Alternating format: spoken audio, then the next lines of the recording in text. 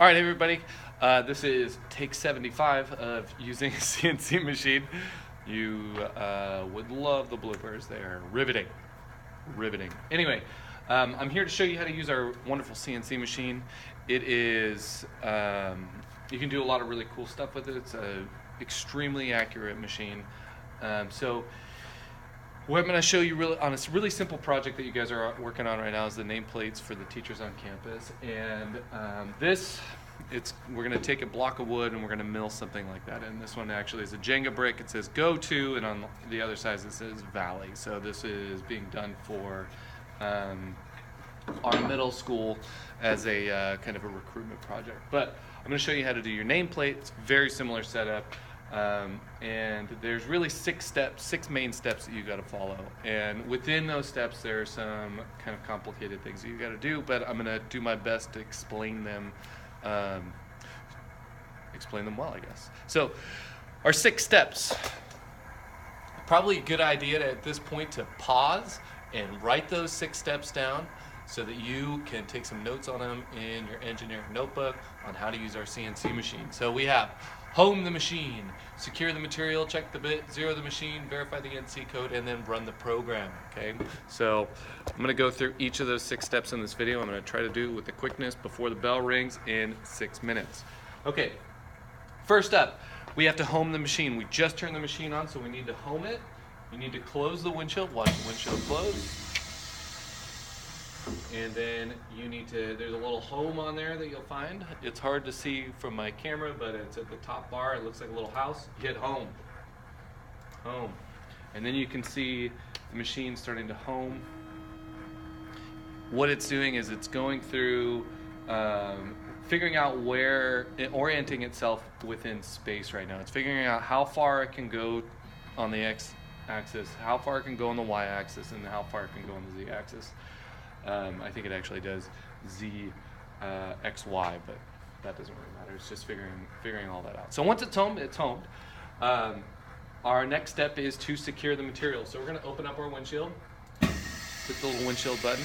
We're going to take our block, and we are going to stick it on our vise in here and secure that material down.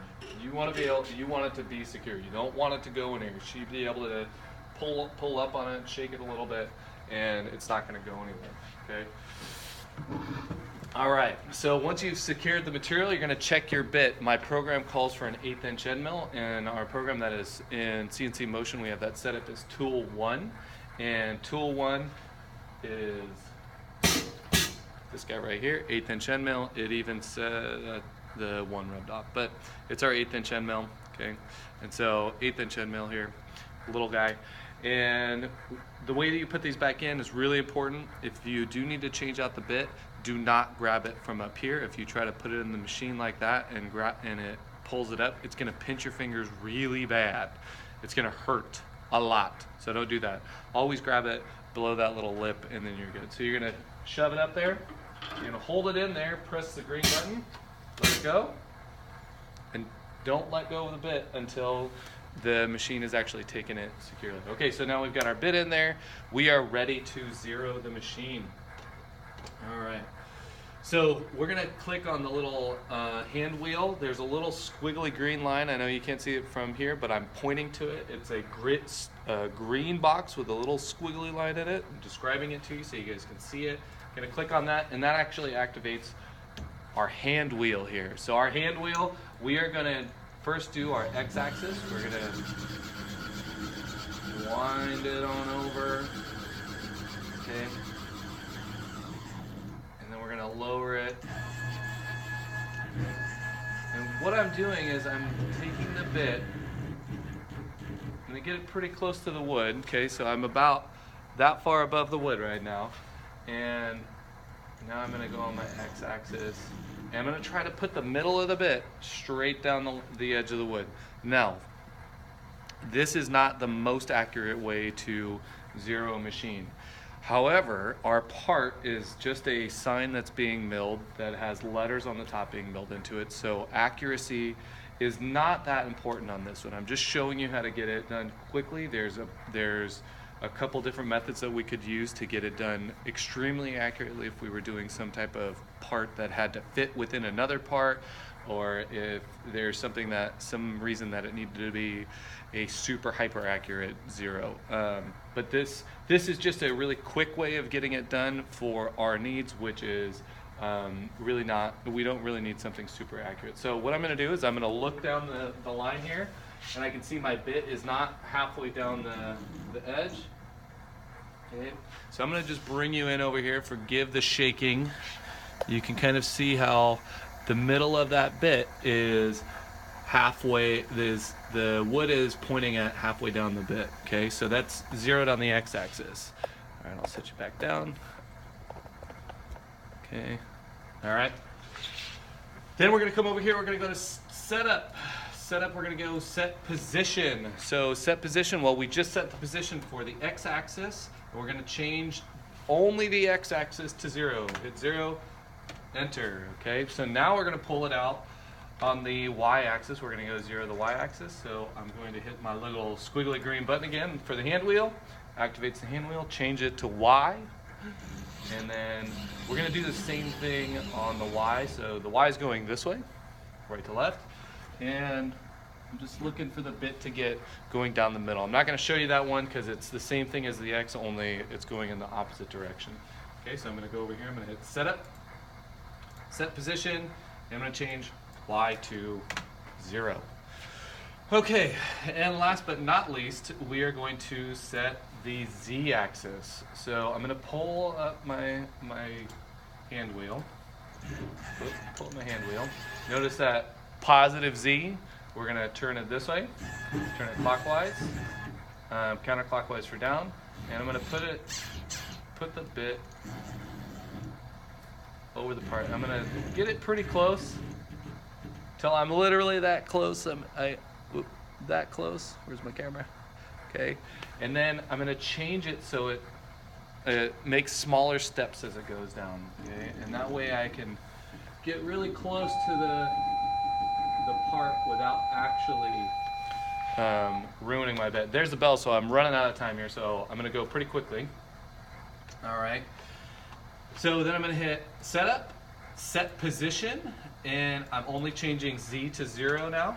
Okay, so I changed z to 0, hit enter. I did not change x or y on that. And then I'm gonna actually pull it up on z real quick, above the part, close the windshield.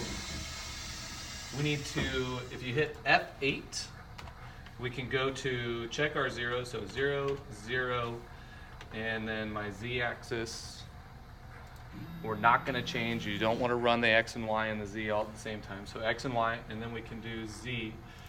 And you're gonna hit F8 again for z, but don't go to 0 on z. You don't ever wanna go straight to 0 on z because you could bang your bit into the part, and that's not what we want. So you're gonna change z to 0.1 or 1/10 of an inch.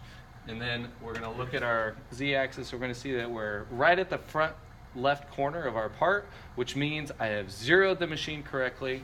Okay, so I'm on to step 5. Step 5 is verify the NC code. You're gonna right click on your code and you can say quick verify. Don't hit quick run, quick verify. Okay, I've already verified this.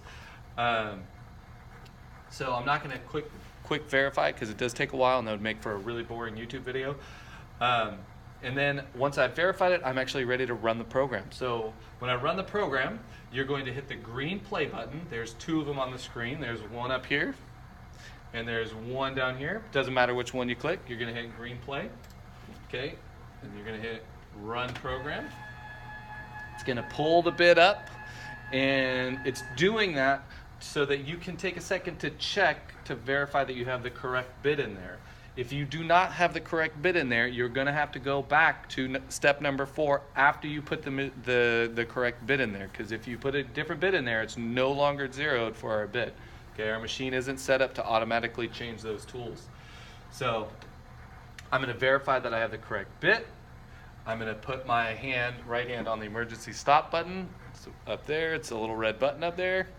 This guy right here. Right hand stays on the emergency stop button while your machine is running for your entire sign. So if your sign takes 20 minutes, guess what? Your hand needs to be on that button for 20 minutes. Okay, so I'm gonna hit F5, and then I'm gonna start the machine. Okay, so F5 is gonna actually start my program here. So once you start your program, I've actually already milled this sign. This sign takes like 10 or 15 minutes, so I don't really want to do that with you on the YouTube video, but the entire time I would sit there, watch my machine, make sure my bit isn't breaking, make sure nothing came loose, and if it did, I would hit the emergency stop button. Okay, so I'm gonna run the machine real quick. I'm gonna hit F5 so you can see what it looks like when it starts. Okay, you can see him moving, running the program. So let's say the machine stopped, I mill my sign, open up the windshield. So this is after you're done running the whole program, and there's my sign, Mr. Gibbs. Okay, so I made a little blooper on my sign here. You'll notice how it's not centered. That's because I cut this piece of wood at 10.5 inches when I should have cut it at 11 inches.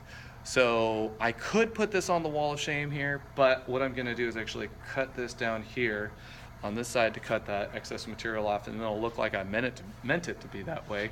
And the next thing you need to do is, in the next videos, I'm going to show you how we use one of our belt sanders to get this really clean and actually paint the letters inside and make a sign that's going to pop for the teacher that you give it, the teacher that you picked. Okay, so make sure you like the channel or subscribe to the channel, like the video, and yeah, support Captain Awesome, Valley High School. Go Vikings!